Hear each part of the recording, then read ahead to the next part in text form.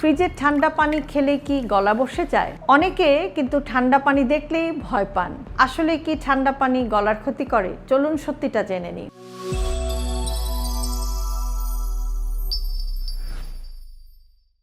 ঠান্ডা পানি কি গলা নষ্ট করে? সাধারণভাবে না। ফ্রিজের ঠান্ডা পানি খেলে গলা নষ্ট হয়ে যায় বা ঠান্ডা কাশি হয় এমন বৈজ্ঞানিক প্রমাণও নেই। সর্দি কাশির প্রধান কারণ সাধারণত ভাইরাস, ঠান্ডা পানি নয়। তাহলে কারো গলায় অস্বস্তি হয় কেন? কিছু মানুষের ক্ষেত্রে খুব ঠান্ডা পানি পান করলে গলা খুসখুস করতে পারে, কাশি বাড়তে পারে, সাময়িক অস্বস্তি তৈরি হতে পারে, বিশেষ করে যাদের আগে থেকেই গলা ব্যথা, কাশি বা গলার সংবেদনশীলতা রয়েছে। পানি কেমন খাবেন?